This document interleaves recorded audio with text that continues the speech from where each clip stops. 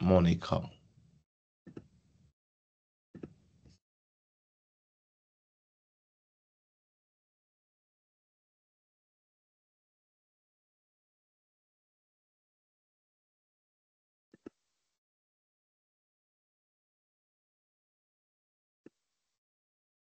OK. Donc, vous voyez mon écran.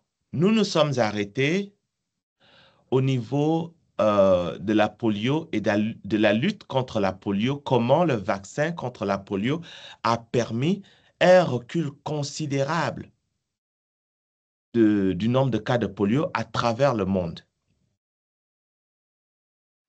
Un aspect vraiment important que je vais souligner, c'est l'aspect l'aspect pathogenèse de la polio. Je vais initier une discussion autour de la polio et de la pathogenèse de la polio. La structure la structure du virus. Et donc, ça, c'est pour stimuler un peu les gens qui sont dans, dans le domaine biomédical. Ça va être vraiment très, très important. Mais aussi pour les gens qui sont dans le domaine biotech, puisque si vous ne connaissez pas la pathogenèse, il sera difficile de mener un projet en biotechnologie. Parce qu'il faut connaître les facteurs de virulence, d'accord? Et si vous ne connaissez pas les facteurs de virulence, vous ne saurez pas comment rendre le virus atténué. Bref, donc il va y avoir une discussion par rapport à cela pour vous permettre de creuser un peu plus sur le sujet. Alors, on s'est arrêté là à l'immunothérapie. La question qu'on va devoir se poser, c'est quoi l'immunothérapie? Donc, si je vous pose la question de l'immunothérapie, qu'est-ce que vous pouvez me dire sur l'immunothérapie? Quelqu'un pourrait répondre? Qu'est-ce que vous comprenez par l'immunothérapie?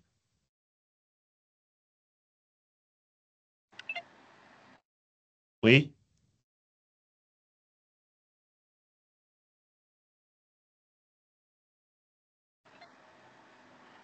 Monsieur, Oui, allez-y. monsieur, vous pourriez dire que l'immunothérapie, c'est une méthode qui consiste à stimuler ou supprimer la réponse immunitaire. Pour quel but? Monsieur, monsieur, ça peut être dans le but monsieur, d'éliminer de tuer les cellules. Mais sinon, le cancer, ça peut être, Oui. Et pourquoi est-ce qu'on veut tuer les cellules du cancer, par exemple? mais monsieur, parce que ce sont des cellules qui, monsieur, mais ce ne sont pas les bonnes cellules pour l'organisme. OK? Et puisque ce ne sont pas de bonnes cellules pour l'organisme, en les tuant, vous espérez quoi? J'en espère les éliminer. On espère les éliminer, d'accord? Mais en quoi ça vous arrange de les éliminer?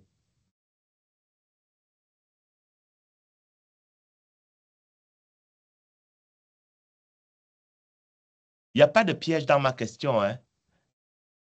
La question est très simple et je vous avais la réponse, mais il faut simplement la dire.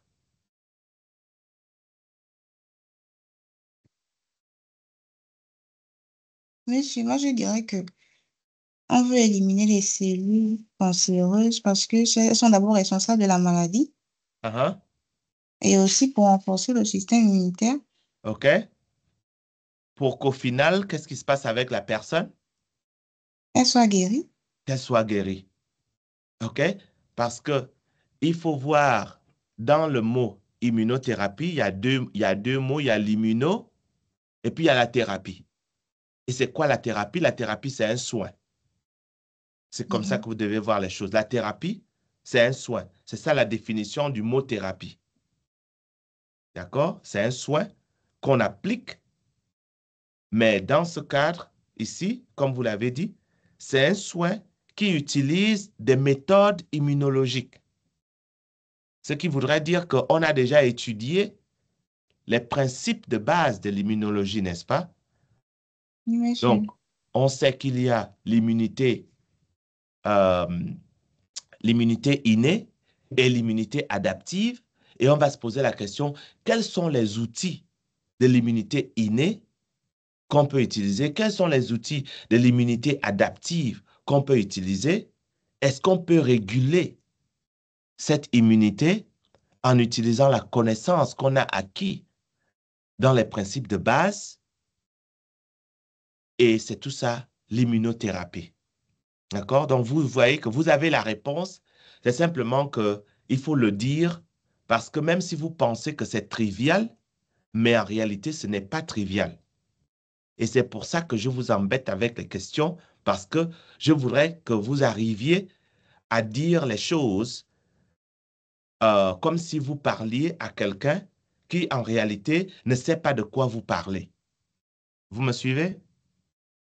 Oui, monsieur. Ouais. Et ça doit être la logique dans laquelle on va être tout le temps. Donc, vous, au moment où on est en train de parler, vous êtes en train d'acquérir l'expertise et vous devez répondre aux questions comme si vous vous adressiez à quelqu'un qui ne connaît pas le sujet. Donc, l'immunothérapie, c'est une approche de traitement qui va utiliser les principes de base de l'immunité, qu'elle soit artificielle, qu'elle soit naturelle, qu'elle soit passive, qu'elle soit active. Donc, tous ces concepts-là doivent arriver dans votre tête lorsque vous pensez immunothérapie. D'accord? Et là, vous allez vous poser la question, OK, bon, dans l'immunothérapie, qu'est-ce qu'on peut utiliser? Et là, je vais vous poser la question, comme vous connaissez les principes de base de l'immunothérapie, qu'est-ce qui vous vient en tête comme possibilité de traitement? Qu'est-ce que vous feriez, connaissant ce que vous avez déjà appris dans l'immunité adaptive et l'immunité innée? La question est adressée à la classe.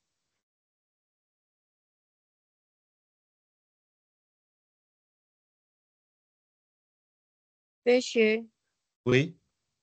monsieur, moi, je pourrais dire que comme possibilité de traitement, on peut opter pour l'utilisation d'anticorps monoclonaux, de Uh-huh. vaccins, des thérapies géniques ou encore des thérapies cellulaires.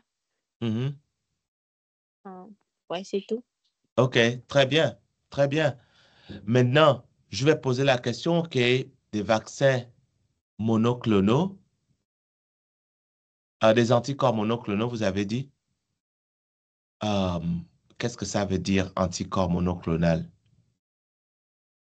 Et c'est quoi un anticorps? Et c'est quoi un anticorps?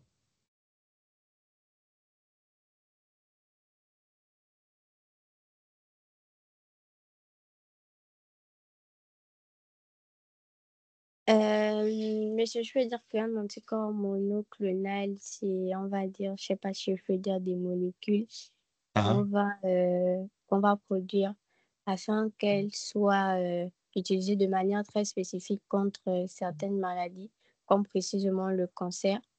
ah, On va donc se fixer à l'antigène présent sur le récepteur de la cellule cancéreuse ah, afin de se cibler spécifiquement les cellules malades.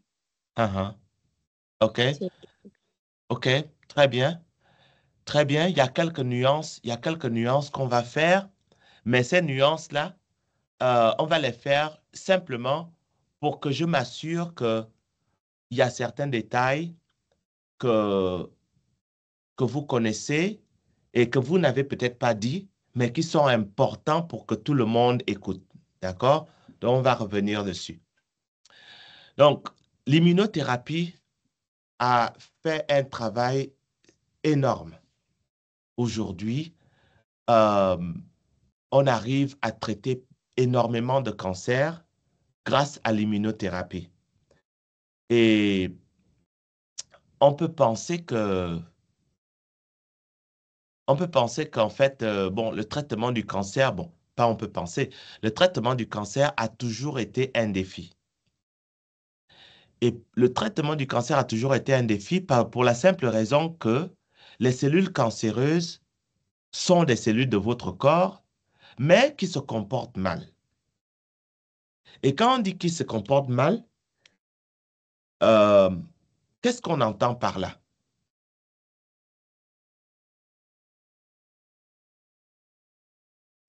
Ou du moins, peut-être que la question que je devrais poser est la suivante. Qu'est-ce qui est caractéristique des cellules cancéreuses? Au-delà du fait qu'elles se multiplient sans arrêt. Est-ce que vous avez parlé un peu du cancer dans vos cours, dans certains de vos cours, Oui, sur un monsieur. plan Oui, moléculaire? monsieur. Oui, monsieur. OK, alors parlez-moi un peu des caractéristiques des cellules cancéreuses. Monsieur, Oui, les cellules cancéreuses détournent le mécanisme de l'apoptose. OK, d'accord. Elles détournent le mécanisme de l'apoptose, d'accord? Donc, ça va causer une multiplication incontrôlée. OK, d'accord. Autre chose?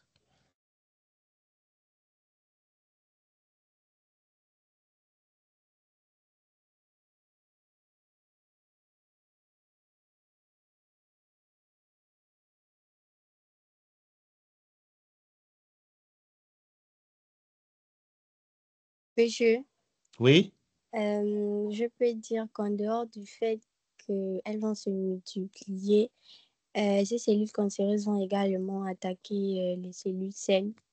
Du coup, on aura aussi une destruction des cellules saines. OK, elles vont attaquer les cellules saines. Euh, de quelle manière? Parce que bon, les cellules cancéreuses, bon, elles se multiplient, mais comment est-ce qu'elles vont attaquer les cellules saines? Est-ce que ces cellules cancéreuses deviennent des cellules du système immunitaire pour attaquer les autres cellules? Qu'est-ce qui se passe exactement?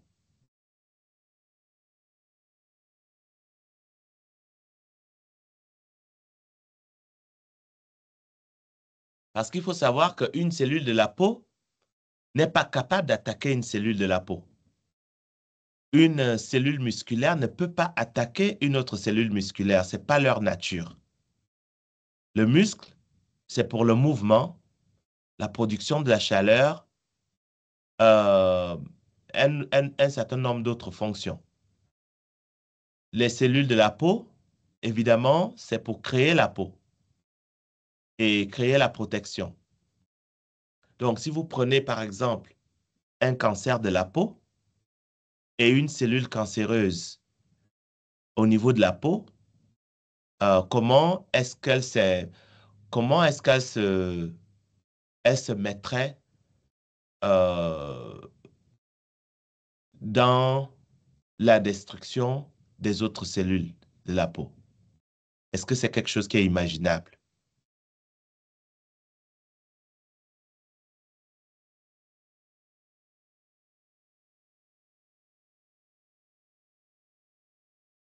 La question est adressée à tout le monde, hein?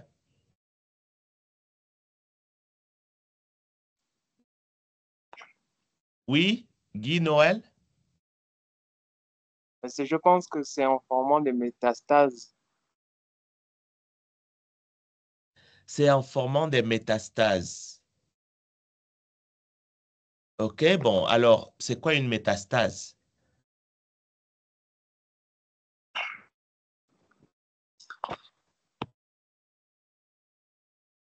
Oui,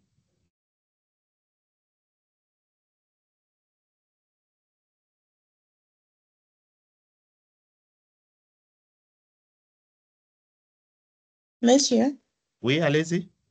oui, si on peut dire qu'une métastase, c'est une tumeur qui est formée à partir de cellules cancéreuses. Ah, ah. Mais pourquoi est-ce qu'on l'appelle métastase? Monsieur, c'est pas parce que elle se retrouve dans un organe où elle n'a pas été formée du genre qu'elle se déplace en fait. Voilà. Une métastase, c'est une phase du cancer où le cancer va d'un point focal à une distribution dans l'organisme. OK? Parce qu'ils vont infiltrer les voies de circulation, y compris les voies lymphatiques et les voies cardiovasculaires. Donc, en réalité, et je vais peut-être accélérer un peu la discussion ici, les cellules cancéreuses perdent la capacité à s'attacher les unes aux autres. Et je ne vais pas rentrer dans les phases du développement du cancer. Mais on va parler de métastase lorsque les cellules cancéreuses perdent la capacité de s'attacher les unes aux autres. Alors, fermons un peu cette parenthèse. Nous repartons sur la caractéristique des cellules cancéreuses. OK, elles se multiplient, d'accord, OK. Donc, elles se multiplient parce qu'elles perdent la capacité à arrêter le cycle cellulaire, dont les checkpoints, les points de régulation du cycle cellulaire ne sont plus, ne sont plus fonctionnels. Bon, je ne sais pas si on vous a parlé des CDK et on appelle ça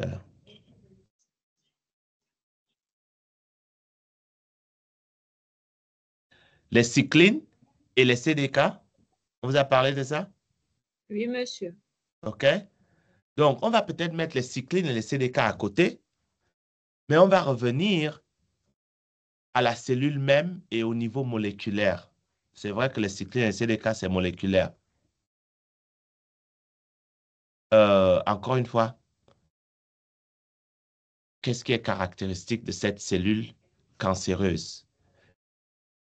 Alors, sur un plan moléculaire, la cellule cancéreuse, elle n'est pas très différente des cellules normales du corps et elle n'attaque pas les cellules du corps. D'accord? Les autres cellules de leur genre, elle ne les attaque pas. Par contre, elle occupe un espace qui va faire en sorte que les autres cellules peuvent être étouffées. Vous me suivez? Les autres cellules peuvent être étouffées. Ça, c'est une manière très, très simple de dire les choses, mais en réalité, les cellules cancéreuses, vu qu'elles se multiplient tout le temps, elles consomment énormément de nutriments au détriment des cellules saines. OK? Mais vraiment, là où j'ai envie de partir, c'est que les cellules cancéreuses produisent un taux de protéines que la cellule saine ne produit pas. Alors, je vais le répéter. Les cellules cancéreuses produisent un taux de certaines protéines que la cellule saine ne produit pas. Ce qui fait que il y aura l'expression de certaines protéines qu'on va cibler. Parce que ces protéines-là, on va dire que, OK, bon, cette cellule, lorsqu'elle exprime trop d'une protéine qu'on va appeler protéine A, on va dire que non, cette cellule ne se comporte pas normalement. Parce que les cellules cancéreuses, à la base, ce sont les cellules du corps. Donc, l'ADN, tout est pareil, excepte que le niveau de régulation de l'expression des gènes est différente. C'est simplement cela. Et parce que certains gènes vont être hyper exprimés, d'autres vont être hypo-exprimés, comme par exemple dans le cas des tumor suppressor genes. OK? On vous a parlé des tumor suppressor genes, n'est-ce pas? Mais c'est les gènes suppresseurs de tumeurs. Oui, Oui. oui. Donc, vous avez les tumor suppressor genes et puis vous avez les Oncogènes, proto-oncogènes. les proto-oncogènes qui deviennent des oncogènes. D'accord? Et il faut savoir que ces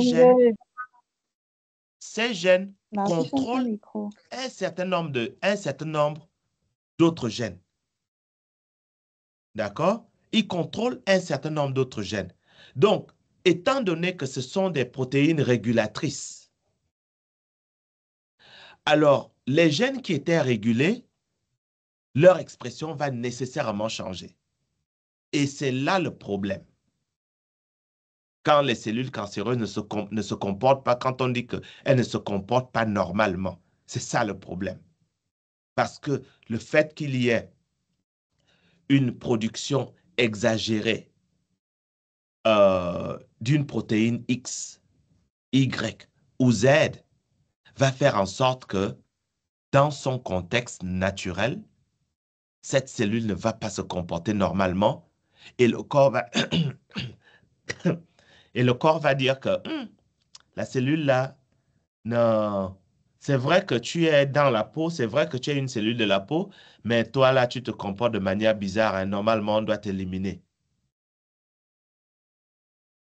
Et ils savent que cette cellule-là se comporte de manière bizarre. Comment? Parce elle exprime trop de certaines protéines. Et c'est là où on va dire que dans le contexte du cancer de la peau, quand on voit telle protéine en abondance, on peut utiliser cette protéine comme cible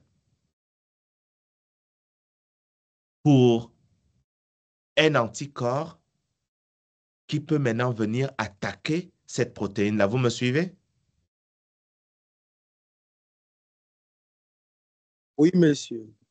Donc, en d'autres termes, lorsqu'on parle d'immunothérapie au niveau du cancer, et je vous prépare pour ce qu'on va dire après, lorsqu'on parle d'immunothérapie au niveau du cancer, les cellules cancéreuses ne créent pas des protéines qui n'existent pas, normalement. Non, elles ne créent pas des protéines qui n'existent pas. Parce que, encore une fois de plus, l'ADN qu'il y a dans les cellules cancéreuses, c'est le même ADN qui est dans les cellules saines, excepté que on peut avoir, par exemple, le promoteur d'un gène qui est tellement actif que ce gène est produit tout le temps.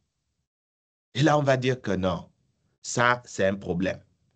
Et c'est quoi le problème? C'est ce gène-là. C'est le produit de ce gène-là qui est un problème. Vous me suivez? Donc, on va regarder les promoteurs, on va regarder les motifs de régulation dans l'expression des gènes. Est-ce que vous me suivez lorsque je dis tout ça?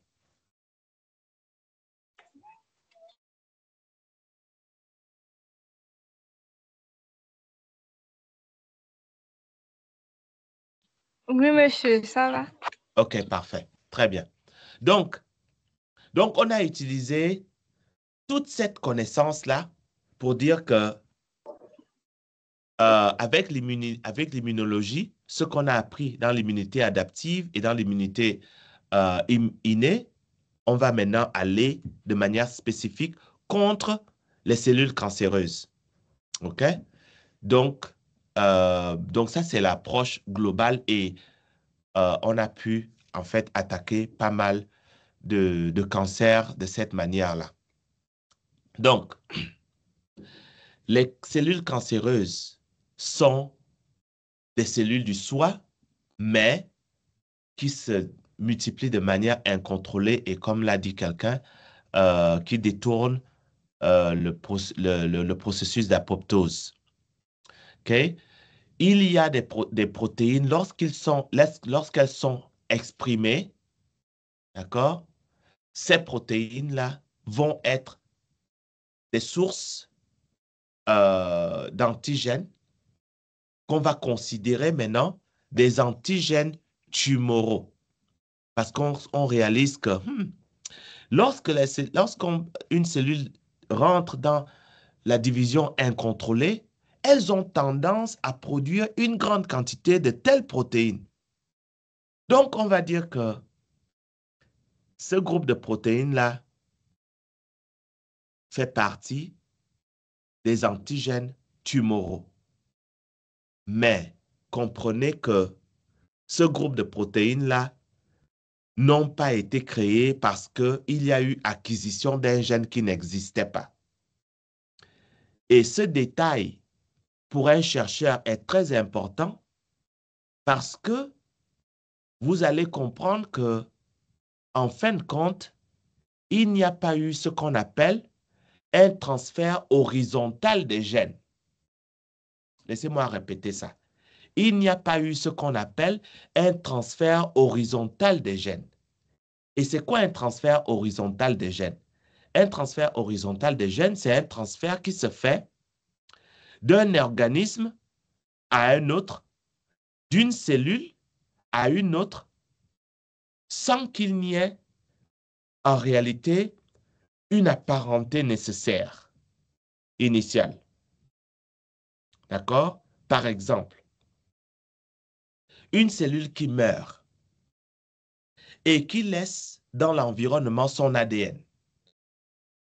Une autre cellule va arriver et se dire, oh, on doit laisser son ADN ici, mais moi je peux utiliser ça, moi je vais prendre ça et en faire mien.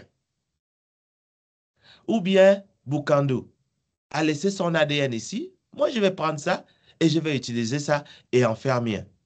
Okay? Donc, si vous avez suivi certains aspects de la microbiologie, vous comprenez de quoi je parle lorsqu'on parle de transfert horizontal des gènes. Est-ce que ça parle à tout le monde?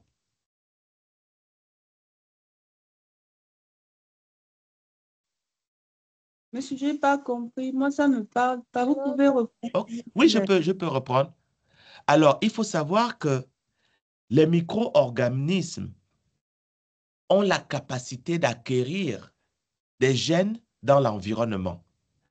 Et ils sont capables d'acquérir des gènes dans l'environnement de 3 manières. Alors, la première manière, on va imaginer qu'il y a Boucandou, qui est un micro-organisme, et puis il y a Onuvie, qui est un autre micro-organisme. D'accord? Donc, il y a Boucandou, il y a Onuvie. OK? Deux micro-organismes. Maintenant, Onuvie, lui, il a la capacité de vivre sans problème dans certains environnements. Mais Onuvie a cette capacité parce qu'il a à l'intérieur de lui des facteurs qui lui permettent de vivre dans cet environnement sans problème, alors que Boucandou a tous les problèmes du monde et en fait même, Boucandou peut mourir dans cet environnement-là. Et Onuvie peut dire, vous savez quoi? Ce que j'ai en moi qui me permet d'être heureux ici, moi je vais faire une copie de ça. Je fais la photocopie, je vous donne une copie, mais moi je garde l'original. Donc Onuvie garde l'original et Boucandou reçoit la photocopie. Et maintenant, Boucandou peut être aussi heureuse dans cet environnement-là. Les micro-organismes savent faire ça. Donc, l'organisme qui a l'ADN, qui est en général dans un plasmide, va transférer cet ADN à un autre organisme qui n'a pas cet ADN et les deux, maintenant, peuvent avoir, par exemple, la résistance aux antimicrobiens. Cette manière de transférer l'information génétique d'un organisme à un autre s'appelle la conjugaison. D'accord? Et ça, c'est un exemple de transfert horizontal de gènes. Maintenant, l'autre mécanisme de transfert horizontal des gènes, c'est... Alors, on va encore prendre le cas d'Onuvier et Bukandou. Onuvier a les facteurs qui lui permettent de vivre dans un certain environnement, et puis Onuvier meurt. Et quand Onuvier meurt, ces cellules se cassent, l'ADN d'Onuvier se retrouve dans l'environnement. Et maintenant, Bukandou, qui est là, qui connaît l'ADN et qui voit l'ADN, il se dit, OK, bon, il y a un ADN qui traîne là. Elle ne sait pas nécessairement à quoi va servir cet ADN, hein, Bukandou. Mais elle prend cet ADN. Et puis, quand elle prend cet ADN, elle se rend compte que, ah, mais l'ADN là me permet vraiment de vivre dans cet environnement où je ne savais même pas vivre, j'étais toute malheureuse. Et maintenant, je peux vivre dans cet environnement-là parce qu'elle a pris cet ADN. Ça, là, ça s'appelle la transformation. Donc, il y a des bactéries dans un environnement. Certaines ont des avantages, par exemple la capacité de vivre en présence d'antibiotiques, parce qu'ils ont des facteurs de résistance à ces antibiotiques-là. Donc, quand ces bactéries-là meurent, elles laissent dans l'environnement ces facteurs de résistance-là. Et puis, une autre bactérie qui n'avait pas les facteurs de résistance va simplement ramasser ces facteurs de résistance-là, en faire leur. Et puis maintenant, ils peuvent pousser en présence d'antibiotiques pour lesquels ils n'étaient pas résistants, ils étaient sensibles. C'est ce qui se passe beaucoup dans les problèmes de résistance aux antimicrobiens. Ça, là, ça s'appelle la transformation. D'accord? Et puis maintenant, il y a un autre mécanisme qui implique les virus. Ce mécanisme qui implique les virus, c'est simplement que un virus sait attaquer différentes cellules. D'accord?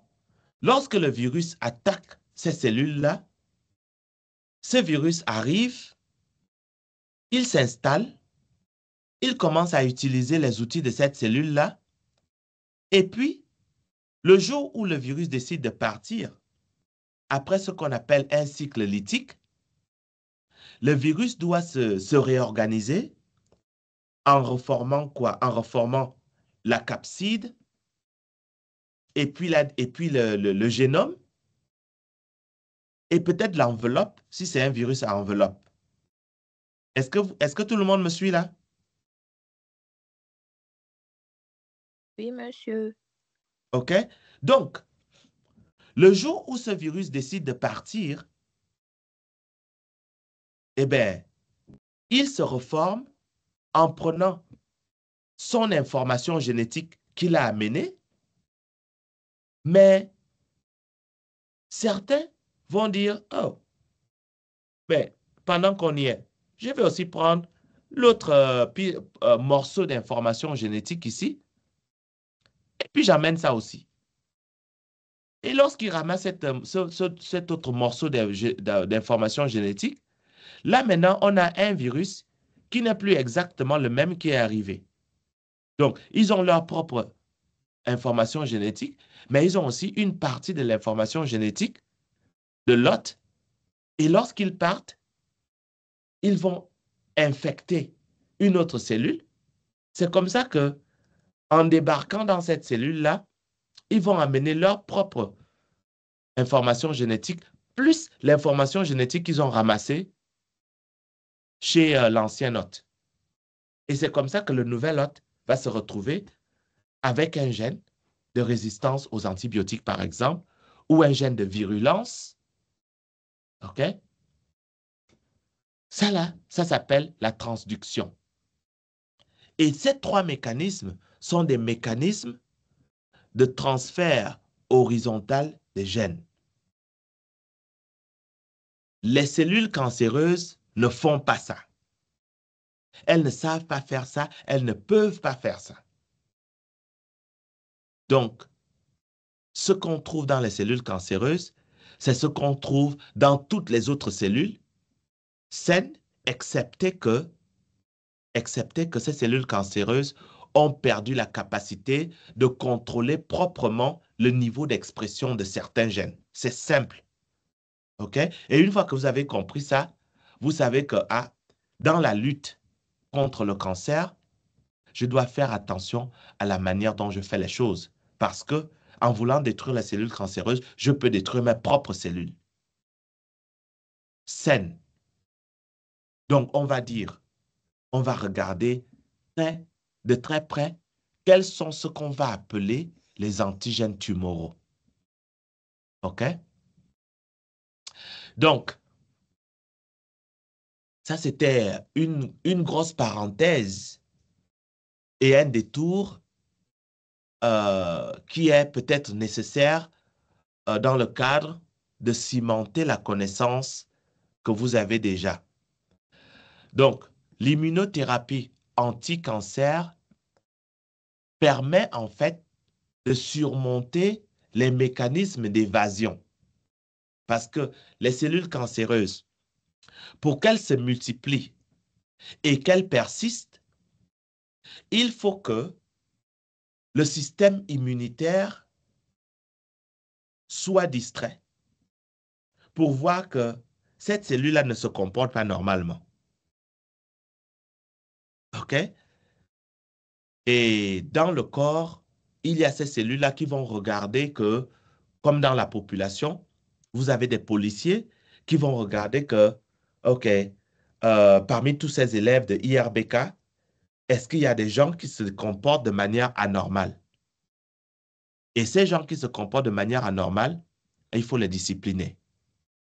Et si on n'arrive pas à les discipliner, ça peut être un problème. Donc, c'est exactement la même chose ici. Donc, tu as des étudiants qui, bien qu'on doive les discipliner, ils arrivent à se cacher. Ils vont se cacher aux toilettes pour faire des choses, ils vont se cacher dans les salles de classe pour faire des choses. Et à la fin de la journée, ça va être un problème pour tout le système parce qu'ils arrivent à se cacher ici et là. Et les cellules cancéreuses savent très bien faire ça. D'accord? Parce qu'une fois de plus, les cellules cancéreuses sont des cellules du soi. Donc même pour se cacher là, ils n'ont pas à travailler dur pour se cacher. Pourquoi? Parce que simplement, notre corps, de manière générale, les voit comme des cellules normales. On voit la cellule avec 99% des caractéristiques d'une cellule saine, mais les 1% là, c'est ce qui pose problème et c'est ce qui leur permet d'évader au système de défense. Maintenant qu'on connaît tout ça, on va se poser la question, mais comment est-ce qu'on va attaquer ces cellules cancéreuses? Vu que 99% est similaire aux cellules saines et que 1% est différent des cellules saines. Encore une fois de plus, ce que les cellules cancéreuses utilisent, ce n'est pas des choses acquises. Non, ce n'est pas acquis. C'est dans la cellule même, mais c'est le niveau d'expression qui change. Et une fois que vous avez compris ça, vous savez que, en fait, ce que vous cherchez, ce n'est pas un corps étranger, mais ce que vous cherchez, c'est un comportement étranger. Est-ce que vous comprenez la différence?